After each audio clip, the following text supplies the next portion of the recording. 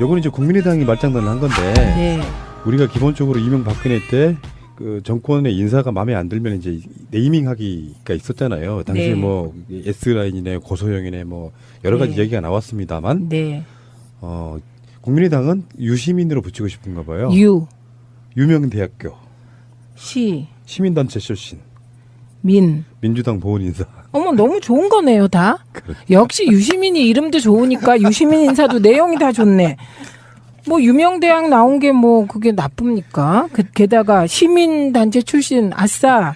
저도 시민단체 출신이고요. 그다음에 민주당 보훈 인사 당연히 해야죠. 참, 네. 그래서 유시민 인사는 요약하자면 잘한 것으로. 그건 이제 반대를 위한 반대. 그렇죠.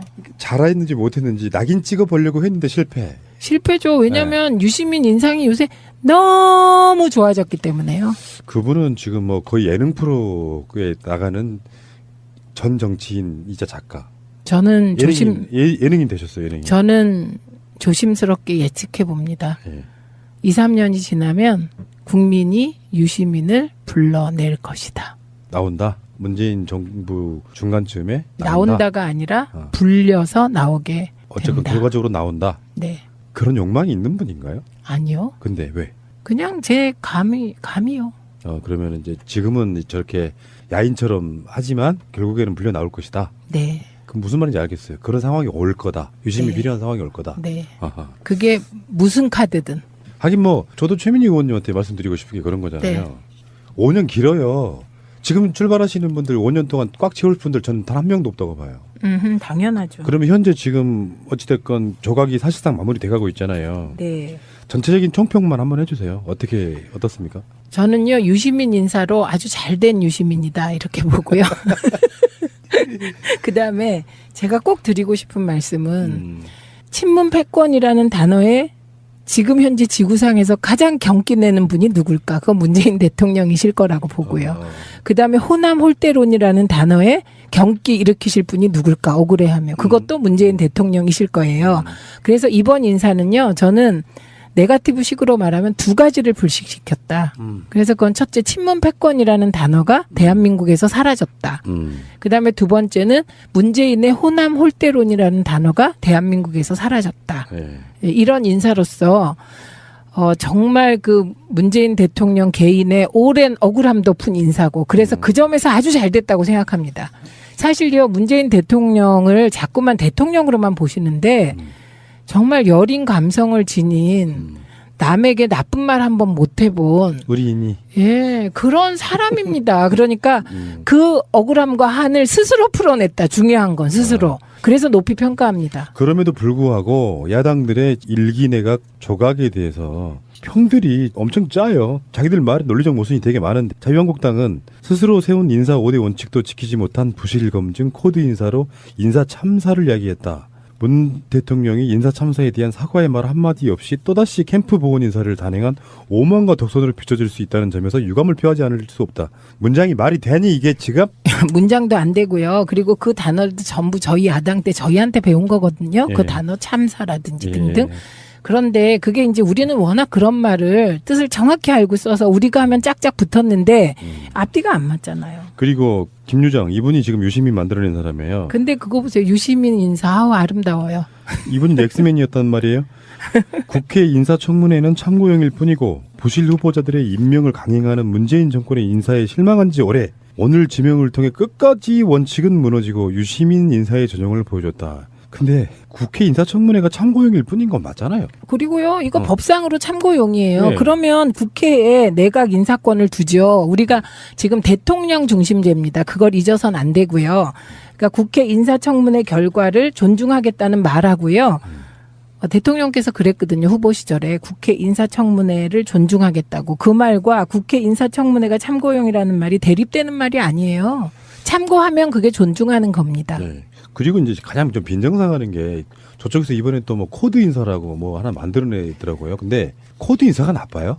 코드 인사 하는 거예요. 그리고 여기에 제가 그런 이야기 있어요. 캠프 출신의 사람들 뭐 보훈 인사 자기들 같으면은 정권을 잡았는데 자기 정권을 만들려고 캠프에 들어와서 열심히 일하신 분들이 기본적으로 적격한 사람들이었으니까 캠프에 들어와서 일을 했을 거 아니에요. 당연하죠. 대통령의 국정 철학을 가장 잘 이해하는 사람이 캠프에 있던 사람들이고요. 선대위에 같이 하신 분들이고요. 그렇기 때문에 캠프와 선대위 중심으로 인사하는 게 당연하고요. 그리고 캠프 선대위의 50%가 민주당으로 채워졌잖아요. 그러니까 민주당 인사하는 게 당연하고요. 그건 보은이 아니라 그냥 순리라고 하는 거예요. 자기들도 나중에 그랬을 거면서 심지어는 임기 끝나는 말에 자기 캠프에 있던 사람들 무슨 공공기관장으로도 엄청 임명해가지고 임기를 문재인 대통령 끝날 때쯤 끝나는 사람들이 얼마나 많습니까? 아니 뿐만 아니라 박근혜 대통령 인수위원장 하던 분을 국무총리로 처음에 지명했잖아요. 그런데 그분이 비리가 너무 많아서 낙마하셨어요. 그렇죠. 네. 결과적으로는 지금 현재는 타겟이 김상곤 후보자가 채택이 됐기 때문에 송영무 후보자와 조대희 후보자가 이제는 마지막 키일 것 같은데 문재인 대통령은 임명을 강행할까요? 아니면 한 명, 두 명이라도 낙마가 가능할까요? 그건 여당의 태도에 따라 다르다고 생각하는데요. 제가 송영무 내정자는 그 쭉 청문회를 봤어요. 그리고 그분이 얘기한 서민들이 모르는 세계가 있다. 그 말도 동의하게 됐어요. 왜냐하면 그분이 한 달에 한 3천만 원 정도 자문료를 받았다는 거 아닙니까? 제가 그 이전에 다른 사람들이 어땠나 보니까 자문료의 내용이 3천만 원 수준이 아니에요. 달에 1억. 그래서 이분은 상대적으로 그 서민들이 모르는 세계에서는 그나마 좀 그래도 좀 예의가 있는 분이었다. 그리고 그 서민들이 모르는 세계가 정말 있다. 예, 그런 생각을 하게 됐고요. 그래서 상대적으로 괜찮은 분이다. 그 세계 속에서 사람을 뽑아야 한다면. 갑자기 국방부 장관을요. 푸나님을 할 수는 없는 거잖아요. 제가 할 수 있는데. 어머 죄송해요. 대장 위에 있다는 병장 출신 아니겠습니까? 아 대위 출신? 이 실장도 할 수 있는 거? 아니 병장이 최고예요. 대위는 한참 밑에 있는 대장 밑에 있고요. 대장 위에 병장이 있다니까요. 그리고 사실 문민 통제하는 게 맞아요. 그 맞는데 그 문민 통제로 넘어오는 과정에서 서민들이 모르는 세계를 이해해야 거기를 개혁할 수 있다. 이 논리의 일부를 저는 이해하게 됐습니다, 이번에. 오케이, 당연하죠. 네. 그러니까 저는 의원님께 궁금한 게 네. 예를 들어서 지금 추경도 남아 있고 네. 문재인 대통령이 국민 지지율만 갖고 조대엽 송영무를 임명 강행을 할 때 나오는 파장이 있을 수 있잖아요. 그래서 못 이긴 척하고 한 명 정도는 본인이 직접 이렇게 임명 처리하는 게 아니라 후보자를 통해서 사퇴하게 하는 방식으로 갈 가능성이 있겠냐 없겠냐만 여쭤보는 겁니다. 아, 저는 추경을 딜하기 위해서 대통령께서 지명한 사람을 그런 그 우회적인 방식으로 그만두게 하는 일은 대통령은 안 하실 거라고 봅니다. 그런 스타일이 전혀 아니다. 예, 그런 스타일 아니시고요. 다만 청문회 과정에서 후보자가 못 버틴다. 그건 대통령께서 책임지실 일이 아니죠. 예. 근데 물러나는 것도요. 임명권자에 대한 결례가 될 수 있어서 어떤 시그널이나 사인이 오지 않는 한 쉽게 물러나기는 어려울 것 같은데. 그런데 그 시그널이나 사인이 청문회에서 그 제기된 의혹 그리고 국민 여론과 동떨어져 있을 수가 없고요. 그 국민 여론을 형성하는 중요한 포인트의 하나가 여당의 태도입니다. 그래서 저는 상식선에서 해결되지 과거에 소위 정치 9단 10단이라고 하는 분들의 딜 방식으로 일을 하시진 않을 거다. 이 부분은 확신합니다. 저는. 오케이. 알겠습니다. 그러면 지금 짧게 하나만 더 언급만 할게요. 국정원에서 지금 만들었다는 적폐청산 TF. 여기서 지금 논두렁 시기의 이야기가 나와요. 네. 우리 같은 활동들을 정말 오래 했던 사람들한테 가장 분노스러운 사건 중에 하나. 네. 그러니까 실제로 그 노무현 대통령 말기 때 지지율이 너무 떨어졌을 때 사실 그 문제 갖고 친구랑 싸운 적도 있고요. 네. 니들이 잘못 알고 있다. 그러니까 조중동의 프레임을 아는 사람은 노무현 대통령이 정치를 잘못했다는 것을 믿지 않았어요. 네. 그 과정 속에 계속 같은 흐름으로 가면서 결국에는 노무현 대통령이 봉화 내려가시고 박연차 씨라든지 이런 문제가 터지면서 사실은 그게 뇌물이 아니라 포괄적 뇌물죄로 엮으려고 했지만 네. 사실은 오랜 친구가 정치 열심히 하라는 후원금이었잖아요. 근데 물론 그게 법적인 구분은 상당히 어려운 얘기지만 그중에 결정적으로 이미지 타격을 줬던 게 바로 논두렁에 시계를 버렸다. 요거였잖아요. 권양숙 여사님께서. 네. 나중에 이제 그게 가짜였음을 밝히긴 했지만 네. 거기에 국정원이 개입했다. 지금 이걸 다시 조사를 하겠다는 거 아니에요? 국정원이. 예, 조사해야 되고요. 네. 국정원 적폐에 대해서 조사할 게 한두 개가 아닌데 저는 이 노무현 전 대통령의 가짜 명품 시계 이 뉴스야말로 국정원의 모든 걸 다 보여주는 거라고 생각합니다. 우선 첫째는 국내 정치 개입 못하게 돼 있는데 국내 정치 개입한 거잖아요. 이 언론 조작 상상할 수 없는 건데 우리는 언론 조작에 관여했다는 거잖아요. 세 번째, 그 대상이 누굽니까? 일국의 전직 대통령을 대상으로 가짜 뉴스를 살포한 거잖아요. 그래서 이 부분은 다시 이런 일이 벌어지지 않게 하기 위해서라도 저는 뭐 이거부터 조사하는 거 너무나 타당하다고 생각이 들고요. 그다음에 최동욱 혼외자 조사. 예, 그거 어떻게 그 소스가 밖으로 나왔는지 이것도 조사한다는 거고요. 그다음에 무엇보다 댓글 사건 해야죠. 예, 그래서 저는 국정원 적폐 이번에 다른 곳보다 우선해야 될 게 국정원 적폐하고 검찰 적폐 해소라고 생각을 합니다. 그리고 이것도 뭐 우리 쪽에서 먼저 제기한 게 아니고요. 노무현 전 대통령 수사를 지휘했던 이인규 전 중수부장이 한 얘기잖아요. 네, 맞습니다. 예, 이분이 왜 이 얘기를 했을까요? 지금 생각해 보면 2015년이면 이미 흐름이 바뀔 때예요. 흐름이 바뀌고 이때가 이제 우리 문재인 대통령께서 당대표 하실 때거든요. 예, 그러면서 흐름이 바뀔 때여서 그때는 이미 문재인밖에 없다 이런 얘기가 바닥에 퍼질 때고요. 제가 예전에 한번 팟캐스트 나와서 사실 바닥에 문재인 대세론이 있다. 예, 그 보수적인 분들도 문재인밖에 사람이 없다. 그런데 이게 중앙 언론이나 정치권에서 비토되고 있는 거다. 이런 말씀 드렸는데 이때가 그때거든요. 그러니까 국정원 주도로 논두렁 명품 시계 이게 만들어졌다. 언론에 흘렸다. 그래서 때가 되면 밝힐 거다. 그 근거 이인규 중수부장 빨리 밝히시기 바랍니다. 그러니까 검찰이 공식적으로 수사를 하는 것 같았지만 사실은 한 팀처럼 네. 국정원이 그 어두운 곳에서 뭔가 조작해줬다는 그런 여러 가지 정황들이 있어요. 이 사건 네. 말고도. 네. 근데 저는 이 시점에서 지금 이 이야기를 뭐 다뤄서 나중에 구체적인 어떤 조사 결과가 나오겠지만 그런 이야기 하나 드리고 싶은 거예요. 제 입장에서는 대통령을 잃었던 경험들이 있던 사람들이 아 내가 노무현 대통령한테 너무 미안했구나라고 생각했던 사람들이 또 가벼이 마음을 움직이며 네. 문재인도 어쩔 수 없구나라고 벌써 마음을 돌리는 일부가 있을 수 있다는 생각에 제가 이런 걸 가져와 봤는데 네. 정권이 무슨 일이 벌어져요. 근데 송영무가 엄청 비리가 많대. 조대엽이 엄청 비리가 많대. 문재인도 똑같은 사람이구나. 이런 식으로 움직일 게 아니라 일단 네. 믿고 대응하라는 거예요. 믿고. 네. 최소한 그 사람의 선의, 진실, 진정성 이런 걸 믿고 대응을 하면은 네. 나중에 섣불리 막 말을 뱉었다가 미안해할 일을 하지 말라는 거예요. 네. 네. 지금 노무현이라고 하는 사람을 우리가 믿었다면 어떤 사람들이 논두렁시기 같은 그런 거를 듣고 아 노무현도 그런 거 막 뇌물로 받고 그러는구나. 그렇게 믿음이 없는 사람들이 무슨 정치 나중에 시간이 지났는데 미안해합니까? 있을 수도 없는 일. 내가 그 사람이랑 결이 같다고 느끼면요.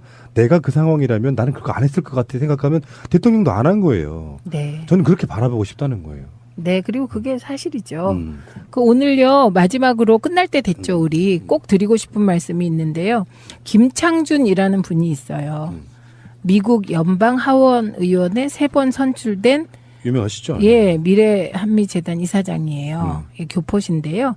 이분이 문재인 대통령과 도널드 트럼프 미국 대통령 간 정상회담을 긍정적으로 평가하면서 표현을 어떻게 했냐면요. 북핵 문제에 있어서 한국이 주도권을 갖겠다는 문재인 대통령의 말에 대해 트럼프 입장에선 뿅 같다 할 정도로 환영할 일이었다. 이분 되게 보수적이신 분인데. 네, 보수적인 분인데 이렇게 얘기했고요. 그래서 정상회담 성공의 이유도 아주 심리적으로 분석했는데 첫째는 문재인 대통령이 우선 인상도 좋고 얼굴 패권 통했다 이런 말이고요. 중요하구나. 예, 그다음에 모든 것을 항상 웃으면서 친절하게 얘기하는 거. 그게 크게 작용했고 그다음에 중요한 게 우리 대통령께서 사실은 디테일에 엄청 강하시거든요.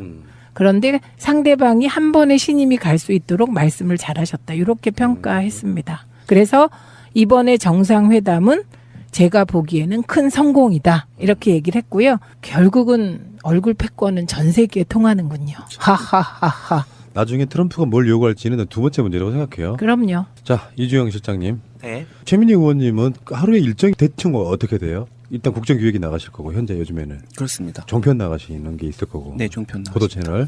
그다음에 팟캐스트 2개. 팟캐스트 나가시는 네. 거고 진짜가 나타났다, 네. 새가 나타났다 나오실 거고. 네네. 그 나머지 시간은 뭐 하세요? 지역에 이제 지역 행사 어. 게 주로 있으면 어. 시간 나는 대로 이제 지역 행사를 인사드리고 오늘도 아침에 인사드리고 또 나오고 참 그렇게 4년을 또 이 밭을 읽어놔야 이게 거기서 씨앗이 나오고 참 주광덕 어떻게 좀 해봐요. 그걸 제가 어떻게 중이 어떻게 제 머리를 깎습니까? 아, 요거는 이제 국민의당이 말장난을 한 건데 네, 우리가 기본적으로 이명박근혜 때 그 정권의 인사가 마음에 안 들면 이제 네이밍하기가 있었잖아요. 당시 네. 뭐 S라인이네 고소영이네 뭐 여러 가지 네. 얘기가 나왔습니다만 네, 국민의당은 유시민으로 붙이고 싶은가 봐요. 유명대학교 시민단체 출신 민주당 보훈 인사. 어머, 너무 좋은 거네요, 다. 그래. 역시 유시민이 이름도 좋으니까 유시민 인사도 내용이 다 좋네. 뭐 유명대학 나온 게 뭐 그게 나쁩니까? 게다가 시민단체 출신, 아싸. 저도 시민단체 출신이고요. 그다음에 민주당 보훈 인사 당연히 해야죠. 참, 네. 그래서 유시민 인사는 요약하자면 잘한 것으로. 그건 이제 반대를 위한 반대. 그렇죠. 잘했는지 못했는지 낙인 찍어보려고 했는데 실패죠. 왜냐하면 유시민 인상이 요새 너무 좋아져. 이분이 넥스맨이었단 말이에요. 국회 인사청문회는 참고용일 뿐이고 부실 후보자들의 임명을 강행하는 문재인 정권의 인사에 실망한 지 오래. 오늘 지명을 통해 끝까지 원칙은 무너지고 유시민 인사의 전형을 보여줬다. 근데 국회 인사청문회가 참고용일 뿐인 건 맞잖아요. 그리고요, 이거 법상으로 참고용이에요. 네. 그러면 국회에 내각 인사권을 두죠. 우리가 지금 대통령 중심제입니다. 그걸 잊어선 안 되고요. 그러니까 국회 인사청문회 결과를 존중하겠다는 말하고요. 대통령께서 그랬거든요. 후보 시절에 국회 인사청문회를 존중하겠다고. 그 말과 국회 인사청문회가 참고용이라는 말이 대립되는 말이 아니에요. 참고하면 그게 존중하는 겁니다. 네. 그리고 이제 가장 좀 빈정상하는 게 저쪽에서 이번에 또 뭐 코드 인사라고 뭐 하나 만들어내더라고요. 근데 코드 인사가 나빠요? 코드 인사하는 거예요. 그리고 여기에 제가 그런 이야기 있어. 캠프 출신의 사람들 뭐 보훈 인사 자기들 같으면은 정권을 정을 지닌 남에게 나쁜 말 한번 못 해본 의리인이 그런 사람입니다. 그러니까 그 억울함과 한을 스스로 풀어냈다. 중요한 건 스스로. 그래서 높이 평가합니다. 그럼에도 불구하고 야당들의 일기 내각 조각에 대해서 평들이 엄청 짜요. 자기들 말에 논리적 모순이 되게 많은데 자유한국당은 스스로 세운 인사 5대 원칙도 지키지 못한 부실 검증 코드 인사로 인사 참사를 야기했다. 문 대통령이 인사 참사에 대한 사과의 말 한마디 없이 또다시 캠프 보훈 인사를 단행한 오만과 독선으로 비춰질 수 있다는 점에서 유감을 표하지 않을 수 없다. 문장이 말이 되니 이게 지금? 문장도 안 되고요. 그리고 그 단어도 전부 저희 야당 때 저희한테 배운 거거든요. 예. 그 단어 참사라든지 예. 등등. 그런데 그게 이제 우리는 워낙 그런 말을 뜻을 정확히 알고 써서 우리가 하면 짝짝 붙었는데 앞뒤가 안 맞잖아요. 그리고 김유정 이분이 지금 유시민 만들어낸 사람이에요. 근데 그거 보세요. 유시민 인사 아우 아름다워요. 한번 한번 해주세요. 어떻습니까? 저는요 유시민 인사로 아주 잘된 유시민이다 이렇게 보고요. 그다음에 제가 꼭 드리고 싶은 말씀은 친문 패권이라는 단어에 지금 현재 지구상에서 가장 경기 내는 분이 누굴까? 그건 문재인 대통령이실 거라고 보고요. 그다음에 호남 홀대론이라는 단어에 경기 일으키실 분이 누굴까? 억울해하며. 그것도 문재인 대통령이실 거예요. 그래서 이번 인사는요. 저는 네거티브 식으로 말하면 두 가지를 불식시켰다. 그래서 그건 첫째 친문 패권이라는 단어가 대한민국에서 사라졌다. 그다음에 두 번째는 문재인의 호남 홀대론이라는 단어가 대한민국에서 사라졌다. 네. 이런 인사로서 정말 그 문재인 대통령 개인의 오랜 억울함 덮은 인사고 그래서 그 점에서 아주 잘 됐다고 생각합니다. 사실요 문재인 대통령을 자꾸만 대통령으로만 보시는데 정말 여린 감사였기 때문에요. 그분은 지금 뭐 거의 예능 프로에 나가는 전 정치인이자 작가. 저는 예능인 되셨어요. 예능인. 저는 조심스럽게 예측해 봅니다. 예. 2, 3년이 지나면 국민이 유시민을 불러낼 것이다. 나온다. 문재인 정부 중간쯤에 나온다가 아니라 불려서 나오게 어쨌든 된다. 결과적으로 나온다. 네. 그런 욕망이 있는 분인가요? 아니요. 근데 왜? 그냥 제 감이요. 그러면 이제 지금은 저렇게 야인처럼 하지만 결국에는 불려 나올 것이다. 네. 그럼 무슨 말인지 알겠어요. 그런 상황이 올 거다. 유심히 네. 필요한 상황이 올 거다. 네. 아하. 그게 무슨 카드든. 하긴 뭐 저도 최민희 의원님한테 말씀드리고 싶은 게 그런 거잖아요. 네. 5년 길어요. 지금 출발하시는 분들 5년 동안 꽉 채울 분들 저는 단 한 명도 없다고 봐요. 당연하죠. 그러면 현재 지금 어찌됐건 조각이 사실상 마무리돼가고 있잖아요. 네. 전체적인 총평